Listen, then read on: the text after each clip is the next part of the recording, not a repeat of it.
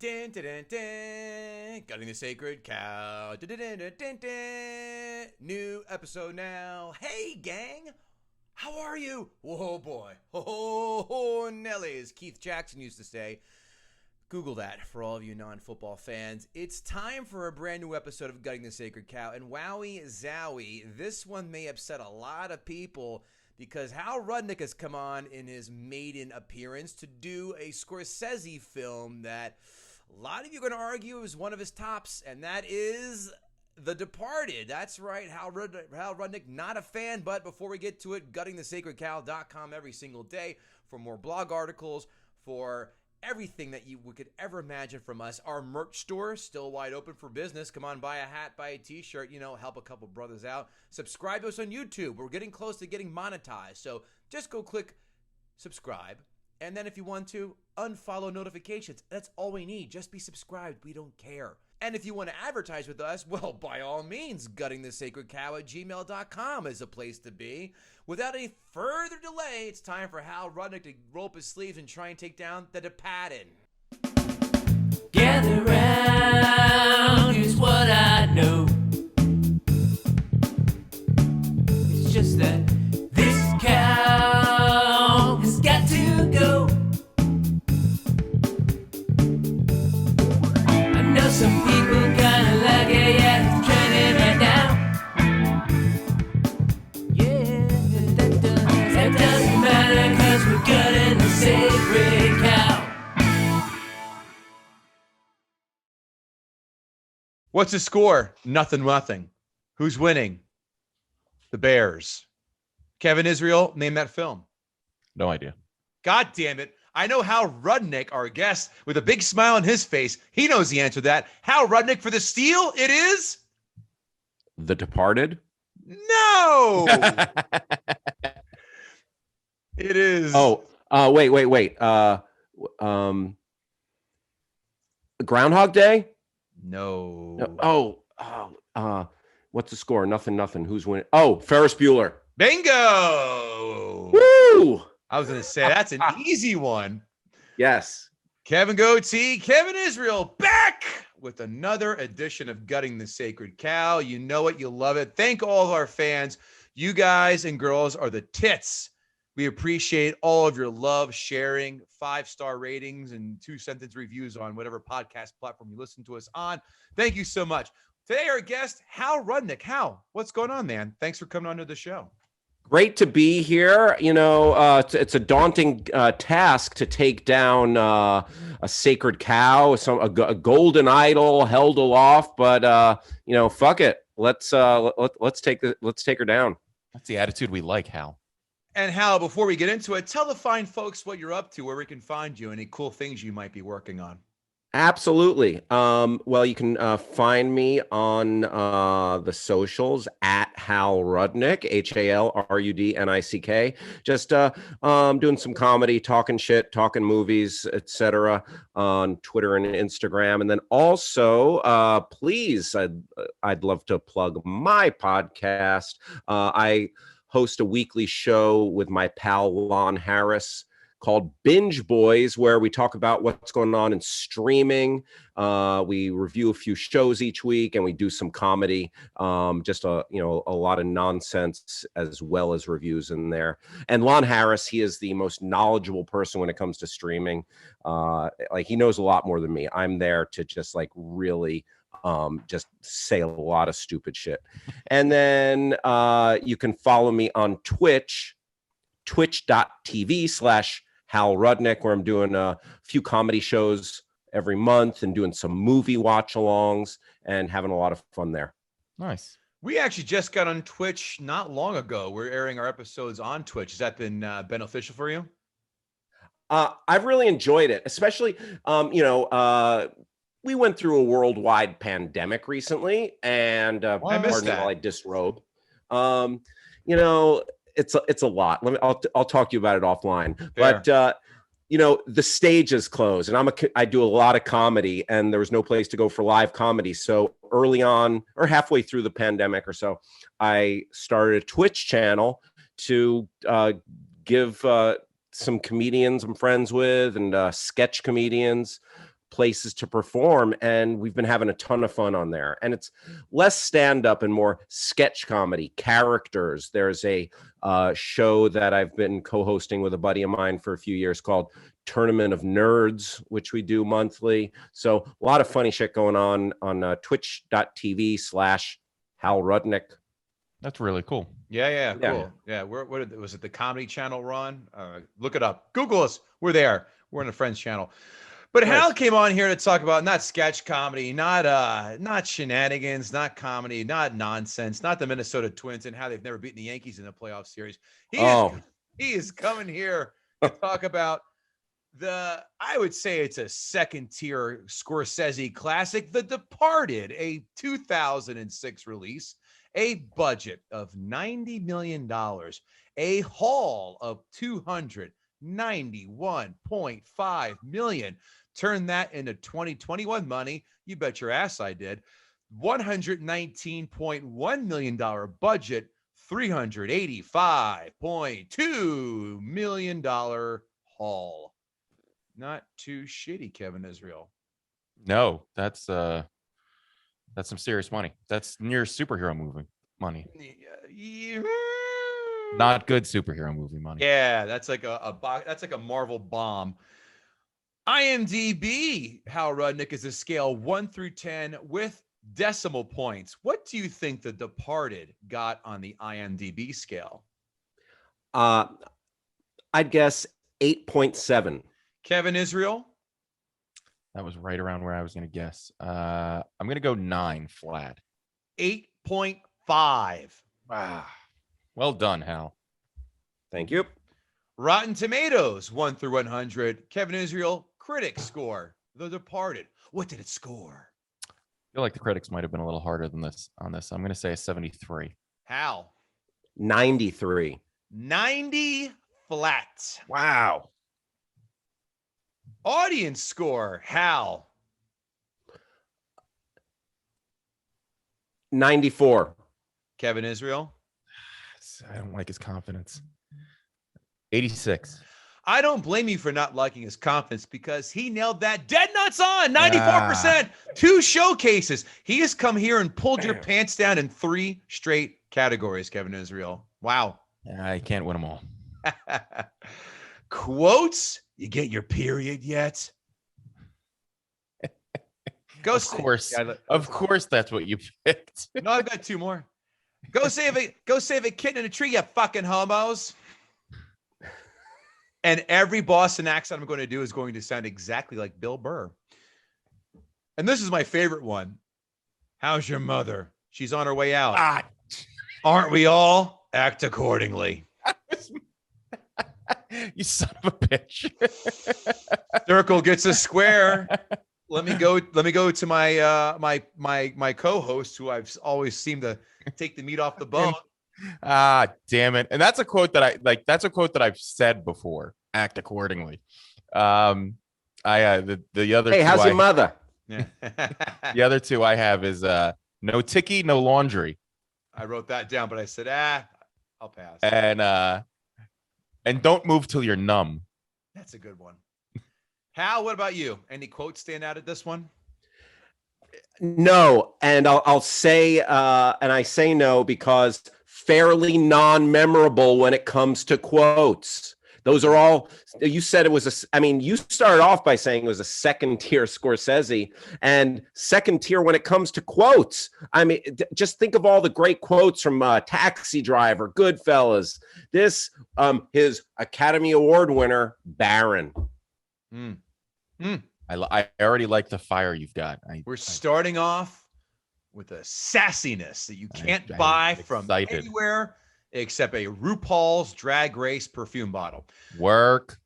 5 fun facts. Take a guess who turned down playing the role of Costello or Queenan, offered both. Take a guess who turned down that role. Megastar, not going to shock you. De Niro. That is correct. Robert De Niro turned it down so he could direct The Good Shepherd, which was anything but good. Wow, that was a A bad. little, yeah. The Good Shepherd was a little dry. A little dry. And a lot less fun. Yeah. Mark Wahlberg, not the first choice to play Dingham. I will. I tell you what. I'll give you two guys initially considered. One of them, a Boston guy. Another guy, a Jersey guy. Affleck and John Bon Jovi. No, and I wish. Bruce Springsteen and You're really Neil Diamond. breaking Jersey down to the bare bones. Neil Diamond, and Bruce Springsteen. Oh God. Wade Boggs. It was Jason Varitek and Derek Jeter, born in Jersey. No, the answer's Ray Liotta and Dennis Leary. Oh, I'm so glad He offered it to Ray Liotta. I mean, Ray Liotta gets first crack at any Scorsese film after what he did for Goodfellas, I would suspect. Well, I don't know if he gets first crack, but I would have loved to have seen Ray Liotta. And, I'll save my argument. Please do. I don't want to give it all away. He gets first crack at Chantix, that's for sure. Hey, yeah. and listen, he gets be a good fella. Quit smoking and take Chantix. You know what else he got a first crack at? A bed of nails, because that's what he falls down face down every night on to fall asleep. I have seen track and fields with less digs in them than that face of his. My God. Marky Mark, by the way, nominated for Best Supporting Actor in this film. That is not a fun fact. That is just a side fact. But here's a fun fact. Want to take a guess what percentage of the budget, $90 million, was going toward the actors' salaries? What percentage? Oh. I'm going to say 75. I'm going to say 45. 50. And this is okay. Number 4. Brad Pitt was attracted to DiCaprio's and Matt Damon's role, but decided to step back and serve as a producer to the film instead. Did not know that. I feel like he would have been a little old at that point. He's a little old to play Cliff Booth, but God damn it, I fucking love. Well, Cliff Booth is an American treasure. I don't know. No argument here. It worked. It worked. One Oscar later. And this is why Jack Nicholson, despite The Shining, is going to be one of my favorite actors of all time. Nicholson banned all Celtics merchandise during filming, as he's a lifelong Lakers fan. That doesn't move the needle with me. But what moves the needle with me is he wouldn't wear a Red Sox hat. He goes, nah, the Yankees are 1 and the Lakers are 2. He wouldn't wear a Red Sox hat. He said, fuck that. And that's why Jack Nicholson is a fucking treasure. So instead he wore that stupid bucket hat? Yeah. Yep. Apparently there was some real friction on the set of Gone Girl, because Affleck would not wear a Yankee hat, and that's why Affleck would not wear a Yankee hat, and David Fincher's like, what the fuck, dude? It's just for the character. And Affleck's like, nope, not gonna do it. That's exactly the kind of diva bullshit I would pull if I was ever in that spot. I go, if you think I'm wearing anything Philadelphia Eagles or Boston related, you can take this job and shove it up your dick hole. I can endorse that statement. You would definitely do that. Are you a Giants fan? Yeah. Yanks, Giants, Rangers, right down party lines. Yep, there it goes. Otherwise, you're Mets, Jets, and Islanders. Yeah. Which is, I call it Team No Hope. Well, the Mets are hanging around this year. Yeah, the Mets hang around a lot of seasons, and then they just they're in a shit. They're in a shit division, guys. They'll probably eke their way to the playoffs and be a one and done. But who gives a shit? This is not 660 the Fan with Mike Francesa. Okay, back after this. Hey dog, what do you think, dog? Well, I tell you how, Rudnick, you've come on to do the party today, there, buddy. Let's talk a little Roger Federer and Martin Scorsese, will we? Good job, dog. Back after this. Now let's go. Let me see if we have any Ask the Gutter questions. Ask the Gutter, our new section where we ask our panelists if the audience has any questions for them. Let's just go down and see if they have Ask the Gutter. Let's see. Do we have anything from the fans? From Zyphos, one of our biggest fans, Departed, that's just about the lowest of hanging fruit. It's a shit movie. Tell your guests to rip it to shreds. He chose it. They better. He wants to Snurts, Lord Snurts, at Lord Snurts on Twitter. Why are gangster films so damn long? I mean, that's a great question. You have to have, I guess you have to have the rise, the fall, the double cross, but I have a little tidbit saved for my argument. Good. Yeah, with The Irishman, you had to wait till the guy entered an old age home. So, I mean, there's, you want to, I guess you have to see the gangster age out of gangsterism or die. Right. And Martin Sexton at MLSexton_WWAN. Ah, yes, The Departed, the film that made the term "what the fuck" part of my wife's and my vocabulary. I don't know how that film made its way into your lexicon in 2006, Martin. You seem like an older gentleman. That should have been around for quite some time. That the film that gave headshots a more literal meaning. Insert shitty, lame porno joke there instead. That's all we have for Ask a Gutter, guys. You need to get on your ball. I guess Hal Rudnick doesn't need anybody asking him questions because they already have enough confidence in how to gut the sacred cow. Moo. We do insert a sound effect of a cow mooing in post, Hal. Either you're a fan or you are just a soothsayer. Now we can take that. Don't need to do it in post. Thank you for saving 3.6 seconds. Oh yeah, I'm also amateur Foley artist. And now he has 2 coconuts for any parts that have a horse in this scene. And also I can wear them if we go to a Hawaiian themed party. Oh, that's sexy. Meow. Hal, the floor is yours, sir. Fire away with your arguments. Okay. So not only is this a vastly overrated film, this movie has done a disservice to cinema on the whole. Okay? It has fooled, tricked, bamboozled, hornswoggled, swindled, fucked up the brains of movie lovers into thinking that this is one of Scorsese's best. It's the only film he's won an Oscar for. It's his only movie to win Best Picture. And people, namely Gen Y, millennials, Gen Z, it's like many of their first introductions to Scorsese, and it poisons the well. It is a simplistic take on the gangster film that is way down. Like you said, second tier Scorsese earlier, which is like, thank you for, like, you're already on the right track. Keep coming, keep coming. I would go third tier. Here's a list of Scorsese's films that,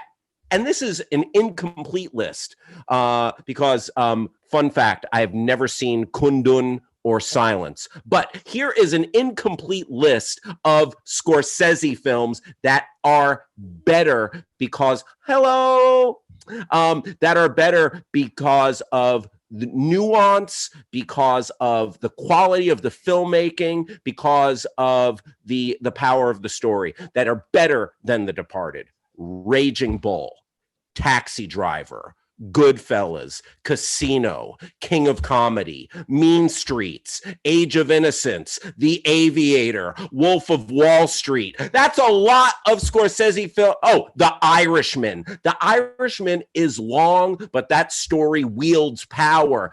The Departed, it borrows its story from the Hong Kong movie Infernal Affairs, obviously, and it doesn't improve on it.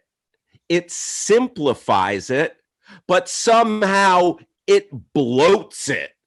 It takes the story, which was Infernal Affairs was initially 101 minutes, and it turns it into 151-minute slog. Additionally, it loses any, and it's second, third tier Scorsese because the story isn't told with any nuance, with any delicacy. It's like, See this bad guy? He's actually good. See this good guy? He's bad. Oh, okay. You get listen, we were talking a little baseball earlier. You know who's lost a few miles per hour on his fastball by the time he shows up in this movie? I hate to say it because this guy is almost a sacred cow, but Jack Nicholson. What movie is he in? Who is he in this movie? You know what? He was more truthful and realistic as the Joker. You ever dance with the devil in the pale moonlight? Yeah. Wait till they get a load of me. That line was more convincing than anything that Nicholson just hobbled through in this movie. I mean, honestly, it was like he was in a different movie. He was over the top. He was just doing classic Jack. When I show up, all I gotta do is classic Jack. I mean, like just one of these. It's like, Nicolas Cage. Like Nicolas Cage is gonna Nicolas Cage and a Nicolas Cage. Jeff Goldblum. I love him. But Jeff Goldblum. Nicholson was just Nicholsoning because Nicholson was too old to do anything but Nicholson. Okay. And I think the coup de grace, just as far as how heavy-handed and the just lack of nuance, depth, or subtlety is, everybody's been waiting for it. The Rat. I mean, is that a joke? Is wait, can I interrupt you for 1 second? I have a question for you. Then continue.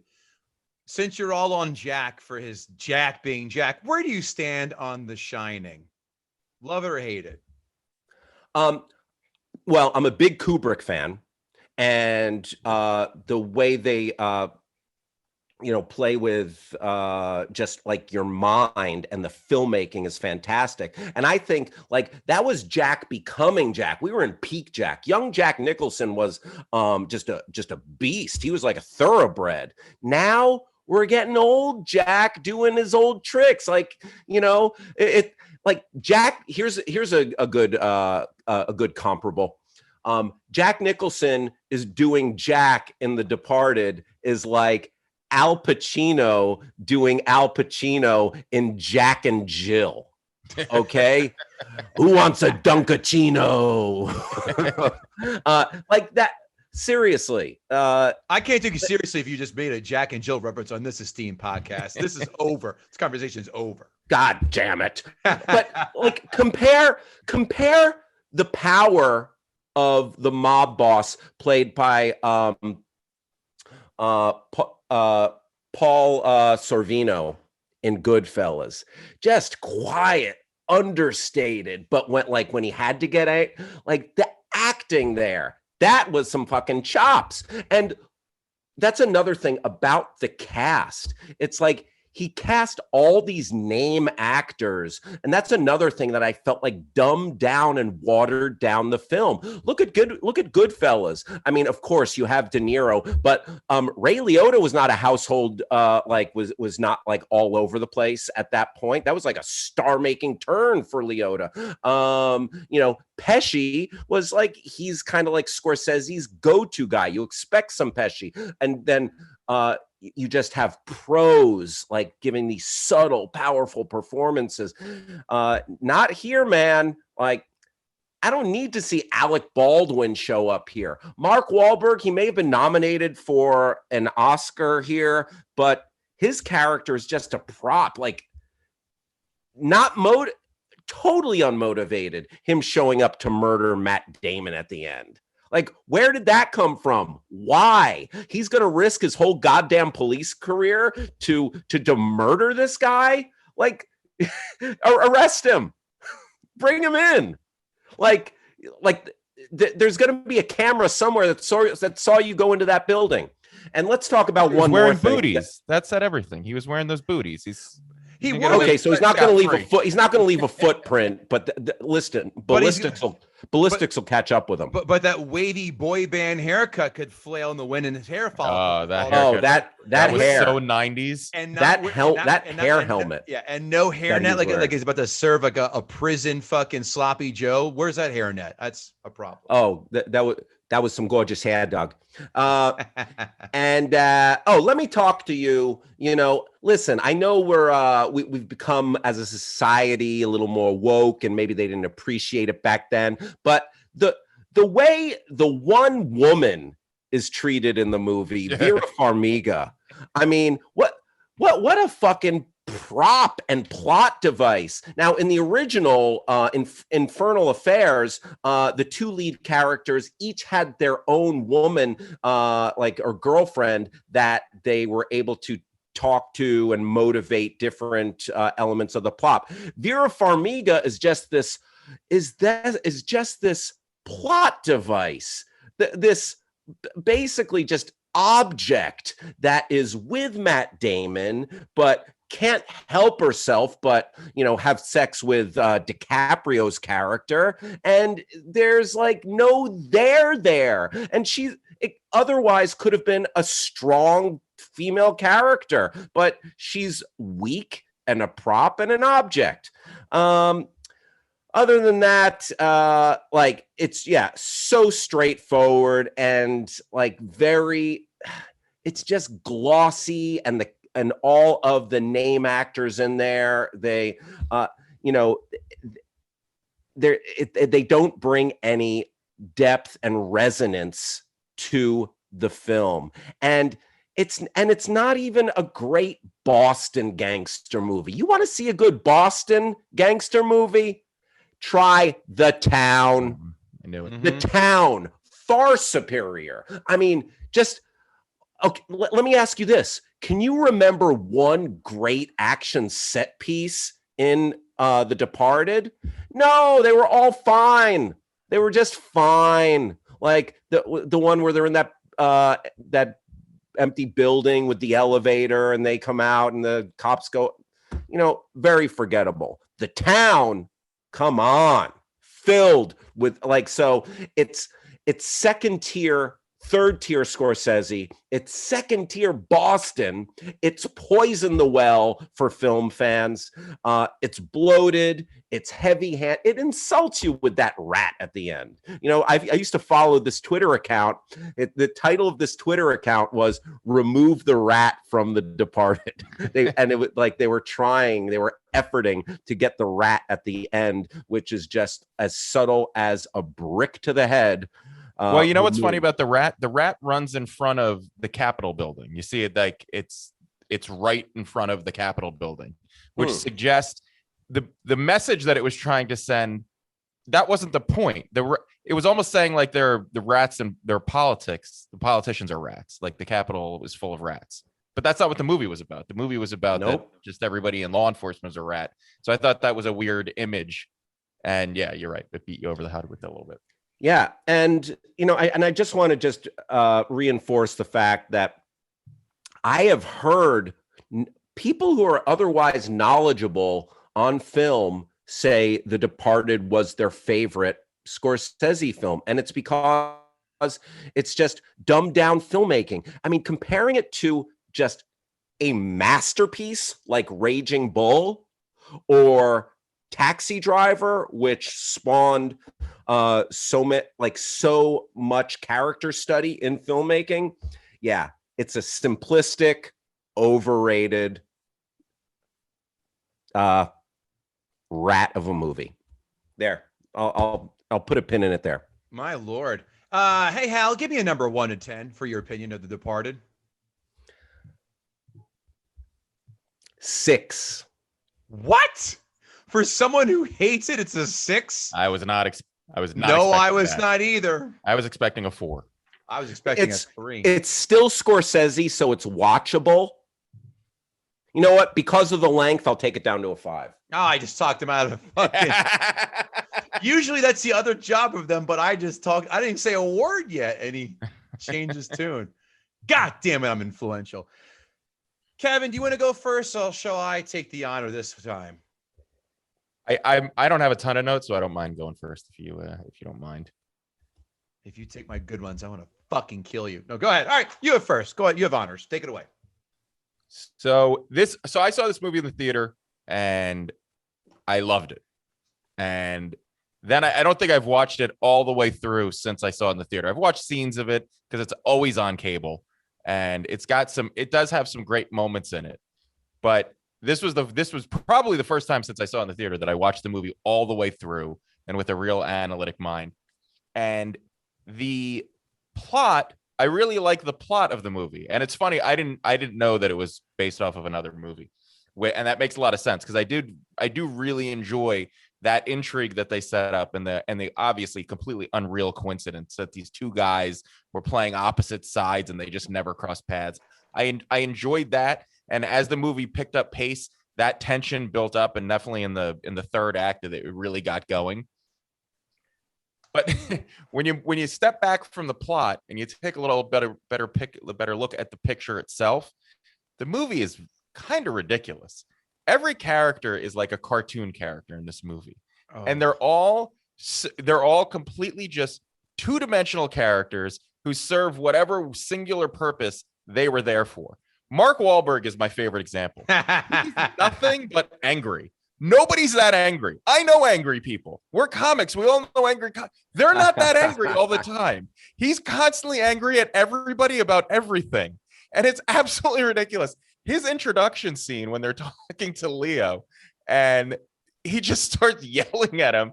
It's so you're trying to convince this guy to put his life on the line for you, and you're just shitting on his family and telling that he's never going to be a cop.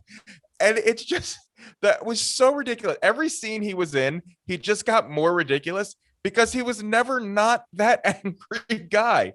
It was just completely unbelievable. And then it just goes kind of downhill from there. Like Alec Baldwin's character is just this loud, obnoxious Boston guy who also serves no purpose other than just to get angry. And the only thing I remember about him was that he beats up the camera guy who didn't put a camera in the back. And it's just so like, that doesn't that wouldn't happen. Like none of that would have gone down that way. It's just all so unbelievable. The psychologist is the worst psychologist in the world. She should lose her license. Yeah, she slept with her patient. Two patients. Yeah, she slept. Yes. And all Matt Damon does to get her is shit on her profession. He meets her and just starts shitting on her. He's like, what do you do? Listen to cops cry all day? And it'd be like, fuck you, asshole. I have a PhD, you dumb badge-wielding piece of shit. What do you do all day? Instead, she's like, I'll fuck you. Like, what? How does that? That was like negging. She listens to cops and then fucks them. Yeah, right. That was She could have went to a townie bar and saved herself another 8 years of school to do that, and $100,000 in loans just by taking some Jameson shots off her tits in the bathroom and Budweiser while some fucking guy talks about unloading on a kid like Al Powell did in Die Hard. Cross reference. Eat a piece of shit there, guys. Good one. And Martin Sheen's character was so weird. Like, was he supposed to be the good guy? Was he supposed to be nice? Why didn't he ever stop Mark Wahlberg? There's just that one scene where they punch each other and then finally he's like, all right, enough. That was enough. How about when your fucking pit bull was attacking the guy you were trying to convince to be part of your program, your black ops program that also does not exist at the state police level in Massachusetts. That whole thing was just fucking ridiculous.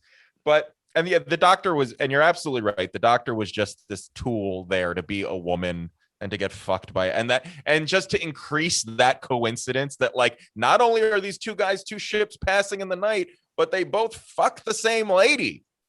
That's crazy, right? And it's like, that's bananas. And if she's supposed to be this well-trained psychologist, she would have picked up that Matt Damon obviously had some other shit going. He's just like, this is my job and there's stuff you can't know. She would have been like, I work with cops every day. you're doing something else. Like there's something else going on here. Instead, you know what this movie should have been called? Eskimo Brothers. That's fucking amazing. Yes, you're 100% right. And the only thing this movie taught me That's fucking great. is that Irish people are incredibly racist. That was my takeaway. And from this and annoying. Wait, haven't you ever been to fucking Boston before? No. But it's just so overdone. Like they offend. I mean, they drop the N-bomb. I think it's like the 9th word in the movie, and the N-bomb drops, and then they just go after everybody else, the Puerto Ricans and the blacks and the Italians, and everybody's bad, but the Irish are good, even though all the Irish people in this movie are assholes. And I assume everybody's supposed to be Irish. And don't forget going after the Asians. No ticky, no laundry. Oh, right. The Asian, and he says that at a fucking they're like, it's the Chinese government there with machine guns, and he's like, no ticky, no laundry. Like, what are you crazy? He is, that's actually. The military. and so that brings to Jack Nicholson, whose character was just Hal was right, but I feel like it was almost more. I feel like Scorsese was like, hey, Jack, you know how you act in most movies? Fucking turn it up.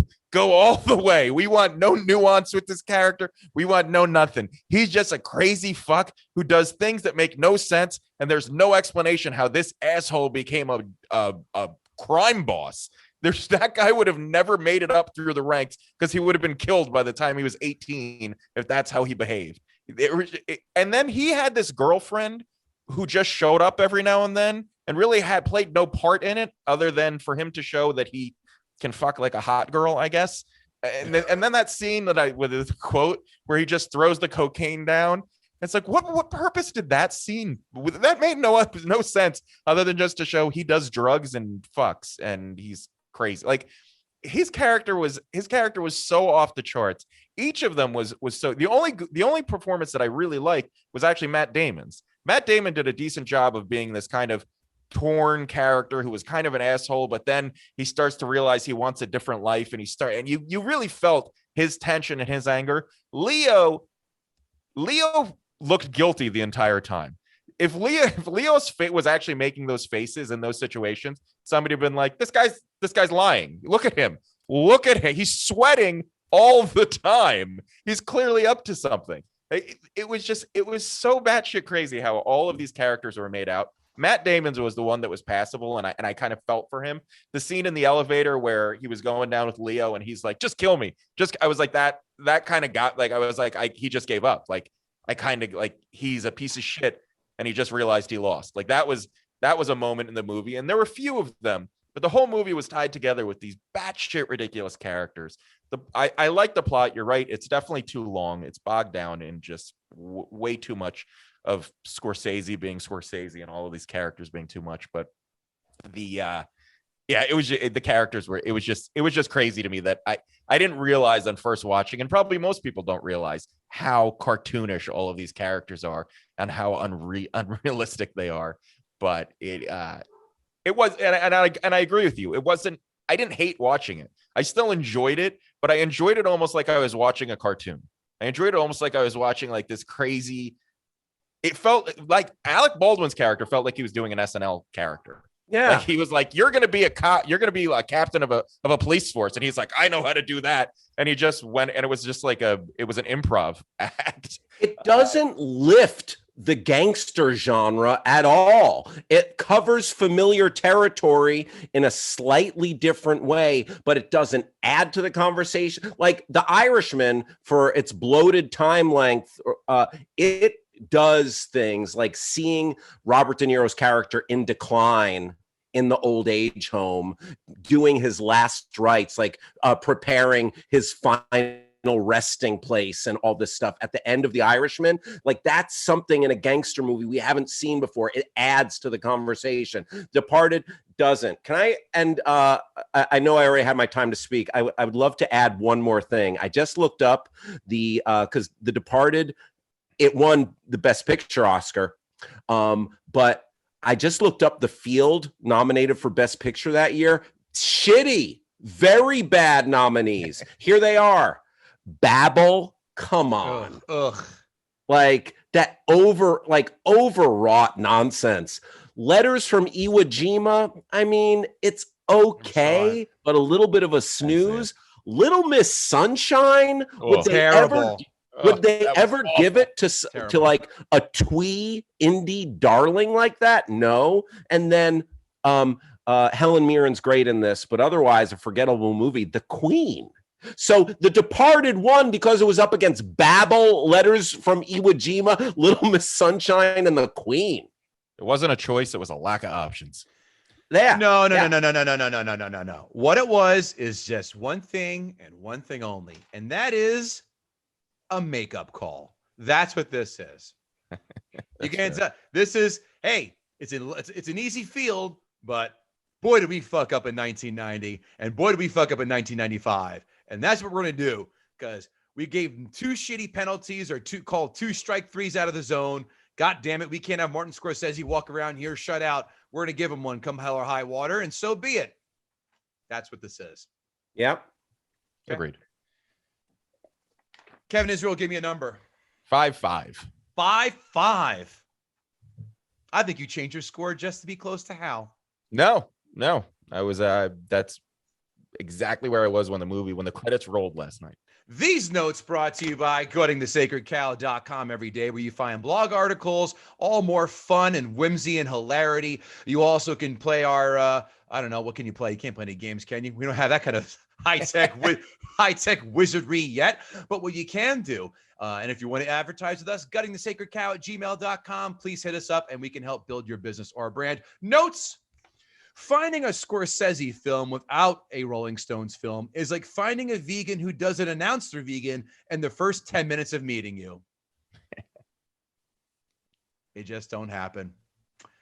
7 minutes in, and I'm already sick of 2 things: Boston accents and fucking bagpipes. Bagpipes, the worst instrument in all of mankind. I'll fight anyone who comes my way right now. Stop pretending to like them on St. Patrick's Day. No one buys that. How do you feel about Dropkick Murphy? Next.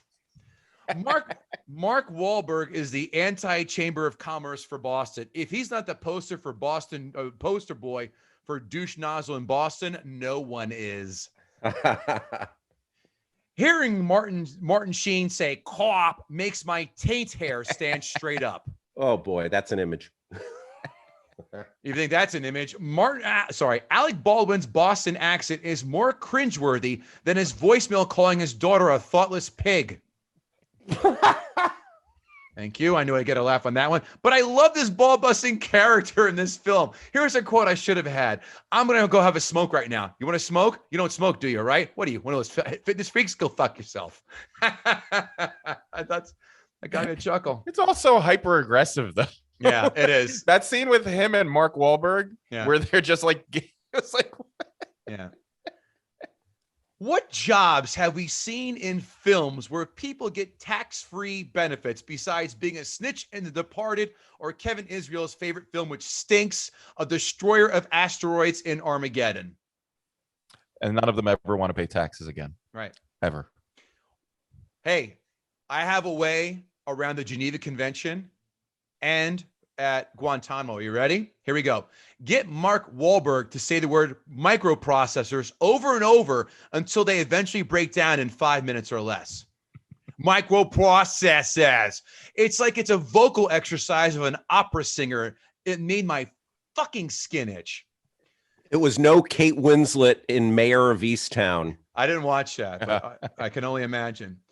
Here's something in real life that I would kick Matt Damon in his fucking ass. Matt Damon holding the elevator door open while trying to hit on Vera Farmiga. I would have booted his ass out of that elevator car in 5 seconds or less. Hit on her or get the fuck out. That's it. Vera Farmiga, sneaky attractive. Very cute in this as well as Up in the Air. Love that film. Nicholson, I like Nicholson in this. And if you didn't laugh out loud when he whips out a dildo in the porn theater, you probably find Wes Anderson funny, and I want nothing to do with you. If I may interject, You may.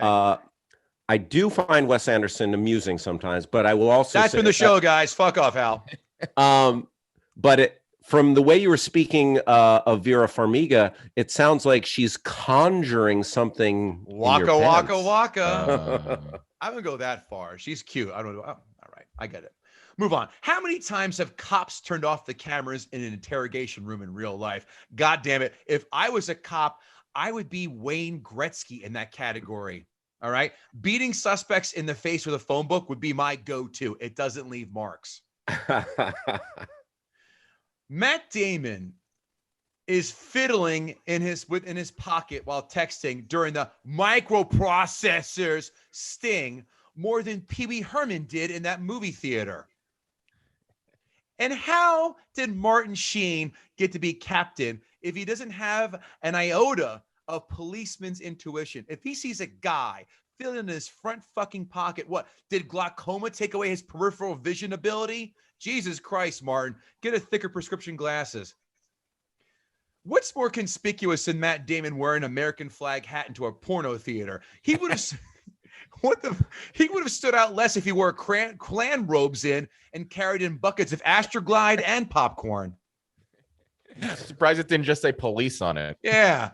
You really, dude? You're trying to blend in? Good God. I've never been to a porno theater, but I'll wager this. Matt and Jack are doing way too much talking in a theater while dudes are trying to get their jerk on. Like, I can pee in a public bathroom without a fucking problem in the world.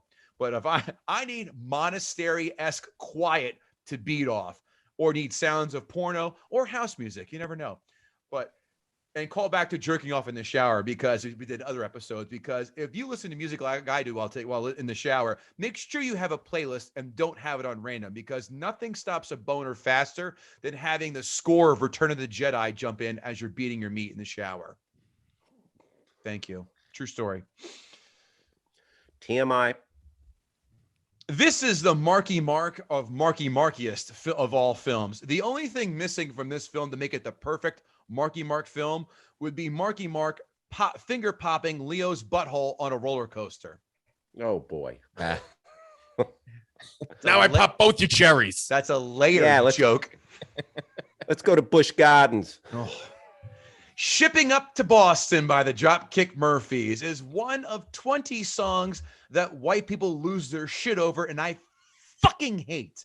Other songs in this category: Footloose, Sweet Caroline, Brown Eyed Girl, and anything by Bruce Springsteen. You always ruin it.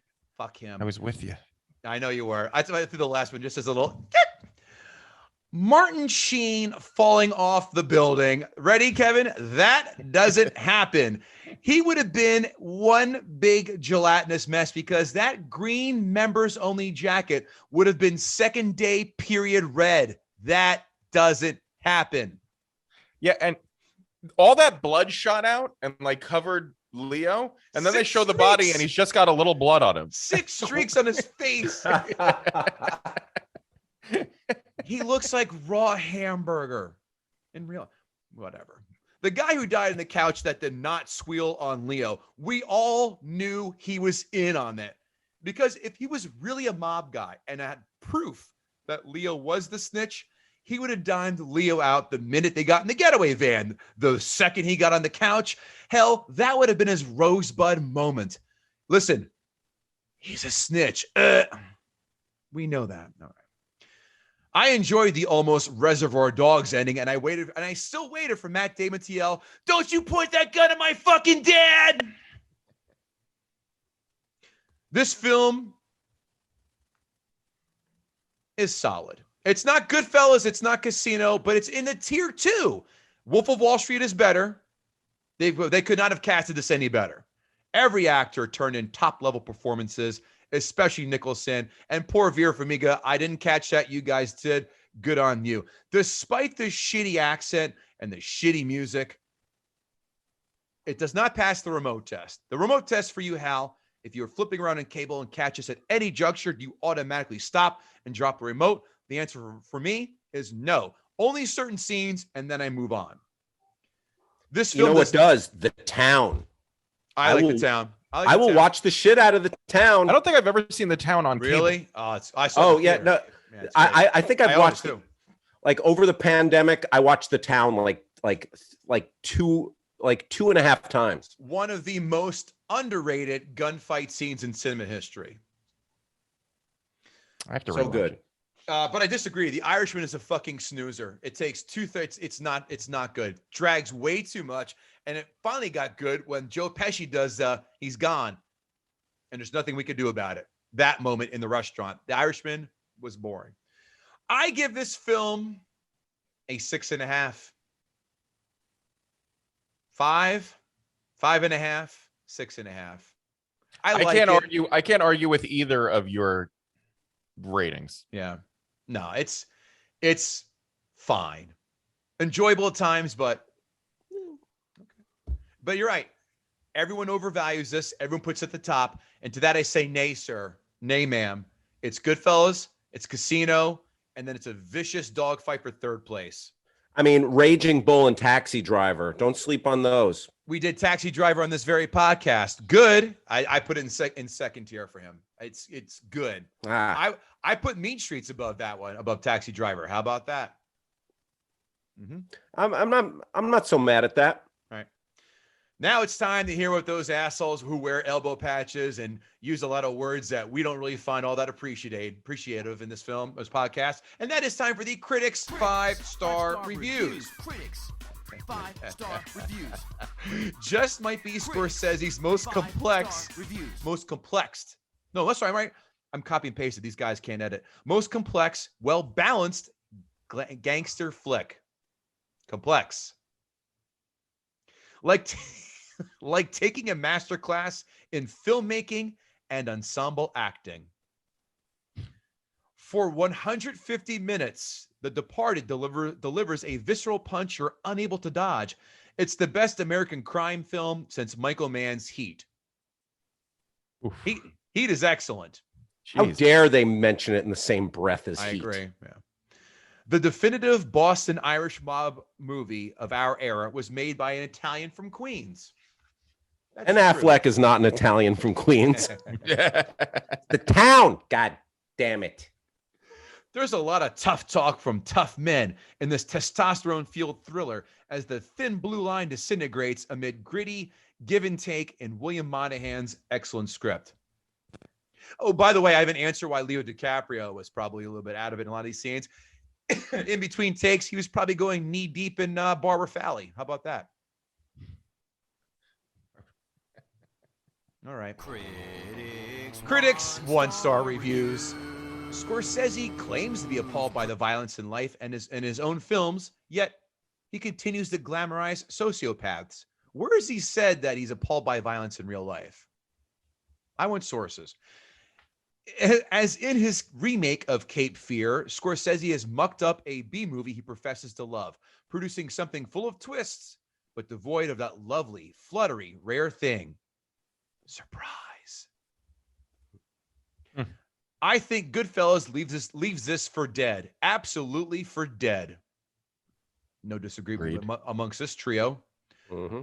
Redolent of four-letter words, Scorsese's flatulent Boston Massacre doesn't amount to a hill of beans. Ha! Yeah. Hans, you See what he son of a did there? bitch. It's easily his worst film since Cape Fear. How bad is Goodfellas does Boston? So bad that even Nicholson is a deadly bore.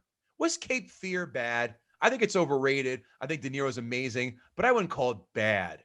Yeah, I enjoy Cape Fear. That's another one that I watched not too long ago, and it holds up. Nolte is all right.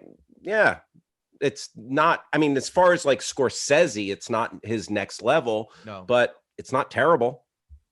I would say though, De Niro is an iconic character in that film. Oh yeah, come out wherever you are. All that and then some. Yeah. Yeah. You know, because of that character, they talked about him playing Wolverine at one point. Oh wow. They didn't. Yeah, back in the 90s. Well, thank Christ. That's funny. Although he is a perfect height for Wolverine, though. Well, yeah, that was part of it. Amazon 5-star reviews. Painfully breathtaking. I'm almost taken out of the movie because the acting is so true. This is a perfect cast, perfect chemistry, perfect story. Ironically, I abhor violent movies and gory movies. I can't stand cussing. Here we go, Kevin Israel. And especially taking God's name in vain, including Jesus Christ. I don't like nudity and sex in films. It was because of the cast I was willing to, quote, push play just a few short months ago. And then it was some of the raw, intense veracity from beginning to, well, it's still playing at some level in me that has drawn me in and refuses to spit me out. The story is beautifully layered with tensions, brilliance, and simplicity. Clever and uneducated, avenge and revenge, right and wrong. And I, the intruder, all this, the closer representation of a social construction as compared to the vivid reality before me, am left to struggle with my own moral compass while holding these tensions and paradox. This dipshit needs to get a room with The Departed. Yeah.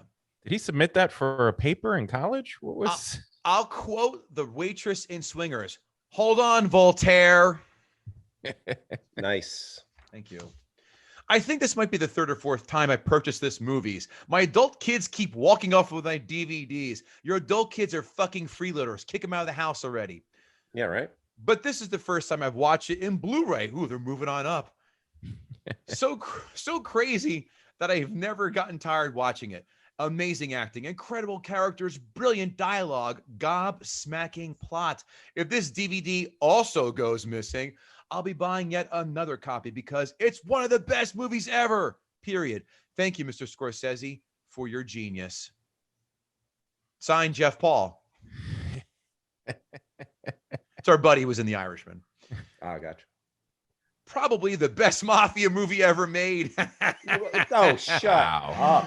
Wow. This film has conflicting characters that illustrate the themes it presents exceptionally. The pragmatic Nietzschean philosophy that is the bedrock of Jack Nicholson's character contrasts sharply with the others who value justice, survival, and making something of themselves. While about crime, this film captures the philosophical overtones of American business and justice perfectly.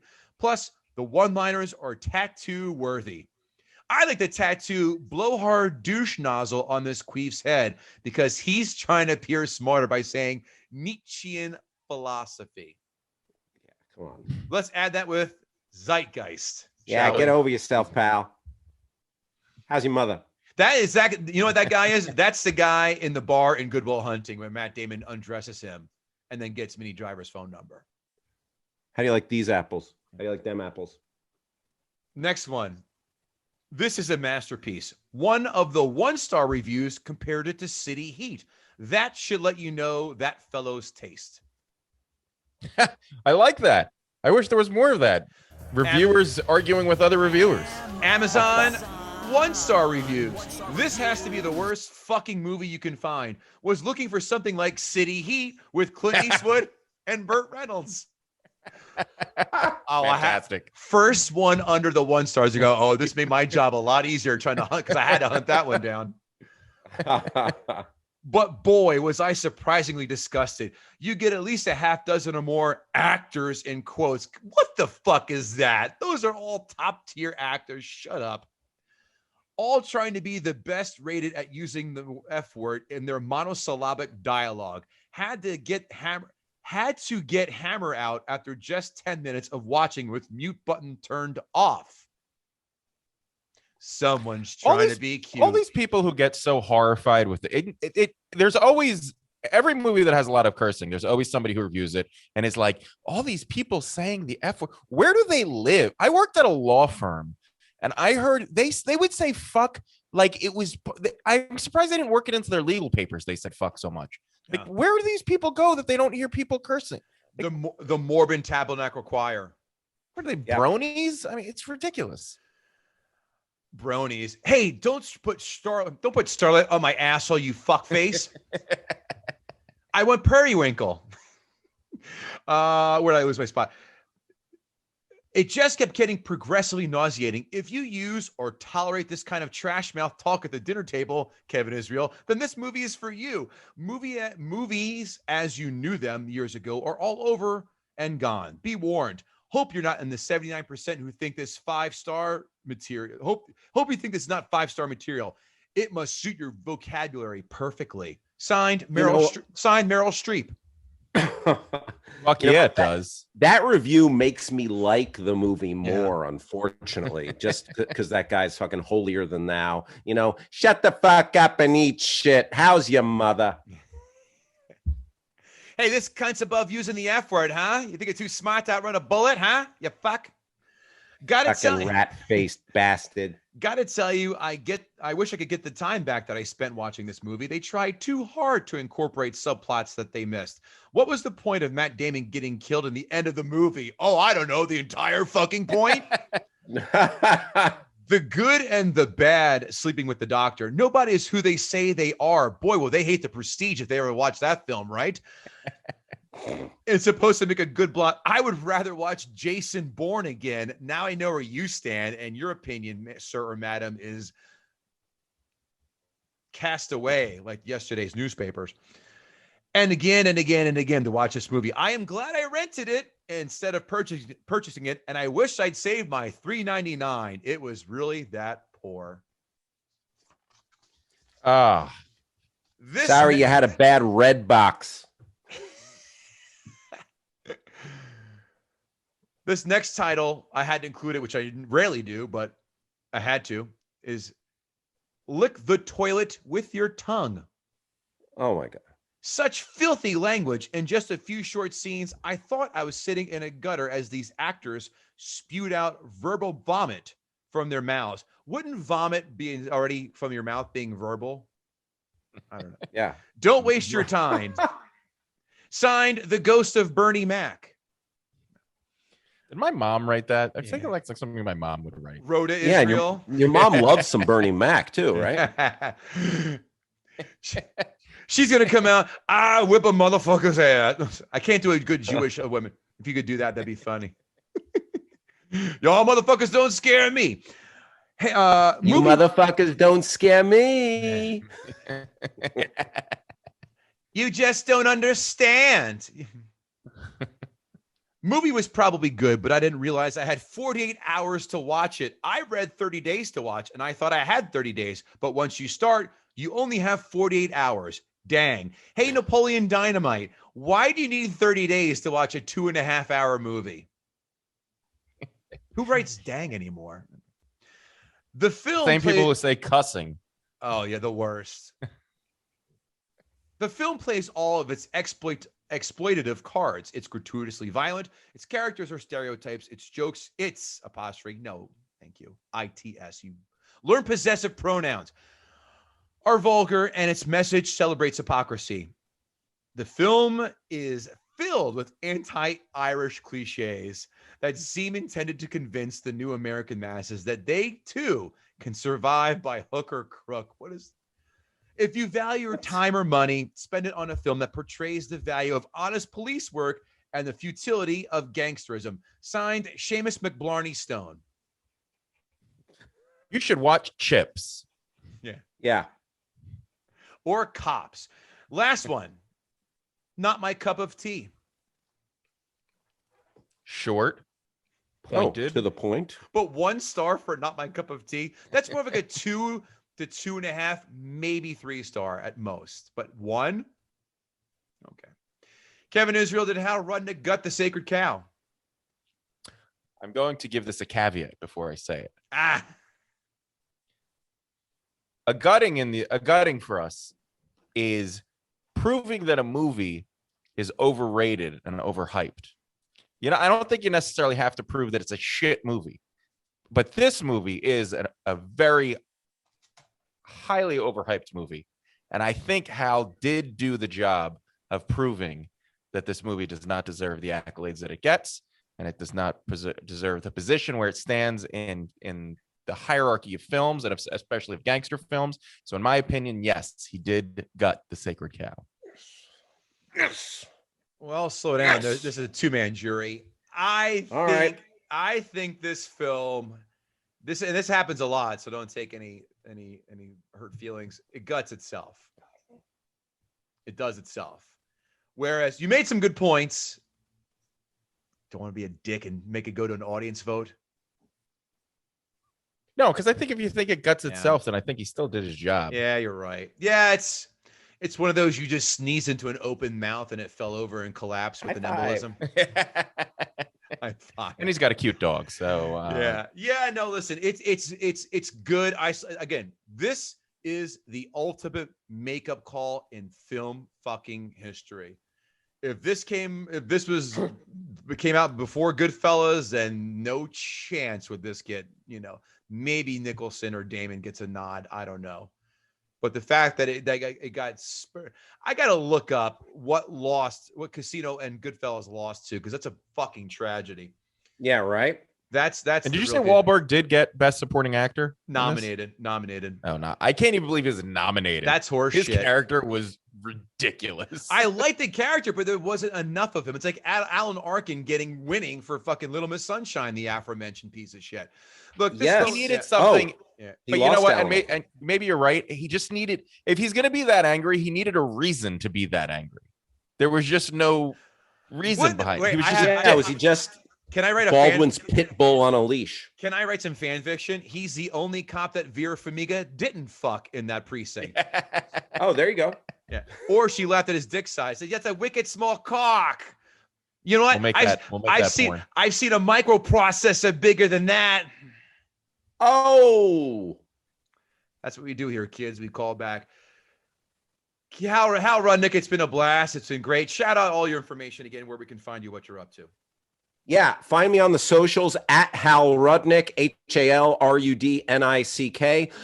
Check out the Binge Boys podcast wherever you find your podcasts. Listen, when you're done listening to that week's episode of Gutting the Sacred Cow, then scroll on down to Binge Boys and hear us, me and Lon Harris shoot the shit about what's going on in streaming, and then we do just a lot of comedy on there as well. And you can also find me on Twitch, twitch.tv/Hal Rudnick. And fellas, super fun engaging in some discourse, some filthy fucking discourse about this potty mouth movie, The Departed. Listen, it's watchable, but it's not fucking top tier.